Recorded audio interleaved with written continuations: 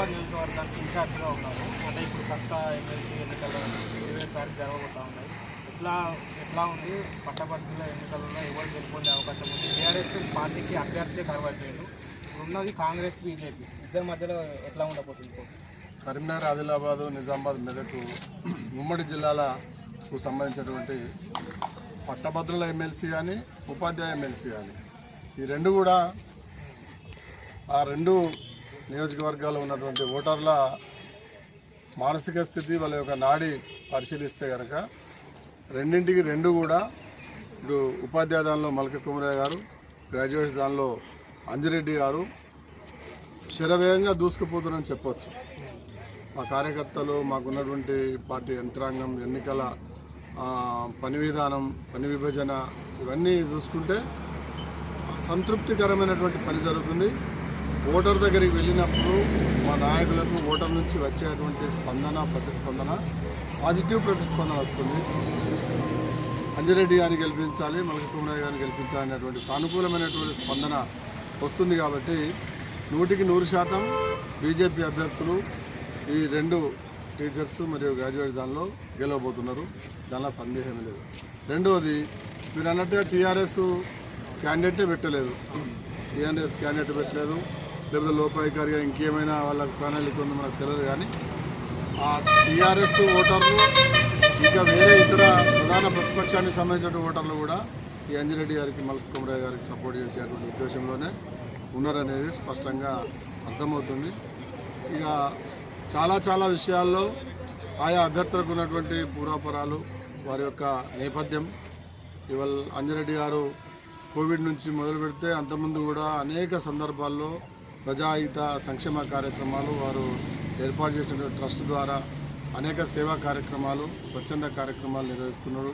తర్వాత మంచినీరు కానీ, విద్యాలయాలు, కాలేజీల యొక్క అభివృద్ధి కోసం, ప్రాతిపదిక సౌకర్యాలు, ఇన్ఫ్రాస్ట్రక్చర్ కోసం మరి లెక్కలేనని డబ్బులు ఆయన విద్యా, నిరుద్యోగం, ఇతర మౌలిక సదుపాయాల కోసం అంజిరెడ్డి గారు ఖర్చు పెడుతున్నారు. అనేది ఆ మెదక్ జిల్లాలో, సంగారెడ్డి జిల్లాలో, తర్వాత ఇప్పుడు ఈ 4 ఉమ్మడి జిల్లాల పరిధిలో కూడా అది విస్తృతంగా ప్రచారం జరిగింది. కాబట్టి సేవ చేసేటువంటి నాయకుడు కావాలి, ప్రజలను కొరిగేవాడు కాదు, ప్రజల నుంచి పిలిచేవాడు కాకుండా సేవ చేసే సేవాభావం కలిగినటువంటి నాయకుడు కావాలనేది మరి ఓటర్లందరూ కూడా ఆలోచిస్తున్న సందర్భంలో మాకున్న ఫీడ్బ్యాక్, మేము voter to voter individual contact చేసినప్పుడు, మేము కానీ కార్యకర్తలు కానీ మా నాయకులు కానీ చేసినప్పుడు 100% సానుకూల స్పందన ఉన్నది. తప్పకుండా బీజేపీ అభ్యర్థులే గెలుస్తారనేటువంటి అభిప్రాయం ఉంది.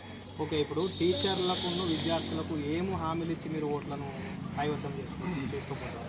హామీలు టీచర్లకు రావాల్సినటువంటి గత ప్రభుత్వ కాలంలో ఒక నిర్బంధంతో కూడినటువంటి జీవోలు, అటువంటి ఈ ఉపాధ్యాయ వర్గం మీద మరి ప్రయోగించబడ్డాయి. కాబట్టి 317 జీవో కారణంగా తల్లో కాడ, బిడ్డో కాడ, తర్వాత భర్తో కాడ, భార్యో కాడ, పిల్లలో చోట నానా రకాలైనటువంటి మానసిక క్షోభను అనుభవించినటువంటి ఆ తరుణంలో మరి అప్పుడు రాష్ట్ర అధ్యక్షులు బండి సంజయ్ కుమార్ గారు ఈ టీచర్ల యొక్క సంక్షేమం కోసం వాళ్ళకు మంచి అంటే 317 ఉండడం వల్ల జరిగేటువంటి ఇబ్బందులను తొలగించాలని నిరాహారదీక్ష చేసిండు. తర్వాత అనేకమైన దాడి జరిగిన తర్వాత జైలు పోయిండు.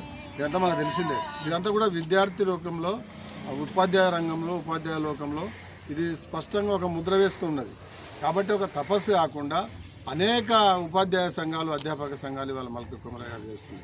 ఏదో 1-2 బ్రాండెడ్ 1-2 సంఘాలు తప్ప దాదాపు 12-13 అధ్యాపక ఉపాధ్యాయ సంఘాలు మల్క కుమరయ్య గారికి మద్దతు ఇస్తున్నాయంటేనే ఉపాధ్యాయుల యొక్క సంక్షేమం కోసం, అధ్యాపకుల సంక్షేమం కోసం, వారి భవిష్యత్తు కోసం జీతాల విషయంలో కావచ్చు, ట్రాన్స్ఫర్ల విషయంలో కావచ్చు, పీఆర్సీ విషయంలో కావచ్చు కఠినతరమైనటువంటి నిబంధనలను సడలించాలని బీజేపీయే కొట్లాడింది. ఎవడు కూడా కొట్లాలి. టీఆర్ఎస్ సృష్టించింది, బీజేపీ కొట్లాడింది, పరిష్కారం కోసం పోరాడింది. కాంగ్రెస్ నిమ్మకు నీరెత్తినట్టుగా పట్టించుకోకుండా ఉండిపోయింది. కాబట్టి బీజేపీ మాత్రం కొట్లాడింది కాబట్టి ఉపాధ్యాయులు, అధ్యాపకులు బీజేపీ ఓటారని చూస్తున్నారు. ఇప్పుడు కాంగ్రెస్ పార్టీ నుంచి నరేందర్ రెడ్డి ఉన్నారు, ఆల్పోల్స్ ఎట్లా ఉండబోతుంది పోటీ? ఇద్దరి మధ్య ఎట్లా ఉండబోతుంది? ఆయనకు కూడా చాలా విద్యా సమస్యలు ఉన్నాయి, చాలా గొప్ప వ్యక్తి అనే కొన్ని ఛానళ్ళు అంటున్నారు. ఎవరికి వారే పోటీ చేసినప్పుడు మేము గెలుస్తామనేటువంటి ధీమా ఎవరికైనా ఉంటుంది. అది సహజంగా ప్రజాస్వామ్యంలో ఆరోగ్యకరమైన అంటే డెమోక్రటిక్ సెటప్లోనే ఉన్నటువంటి లక్షణం. పోలింగ్ అయిపోయి ఓడిపోయేదాకా నేనే గెలుస్తాను ఎవరైనా అనుకోవచ్చు. ఎవరికి ఎవరు పోటీ చేసిన వాళ్ళు నేను గెలుస్తామనేటువంటి ధీమా ఉండడంలో తప్పలేదు. అది సహజం, న్యాచురల్గా ఉండేటువంటి లక్షణం. అది ఇక భవిష్యత్తులో రేపు 27 తారీఖు ప్రజలు ఓటర్లు నిర్ణయిస్తారు. మొత్తానికైతే బీజేపీ గెలుస్తుందని అభిప్రాయం స్పష్టంగా కనబడుతుంది. Thank you.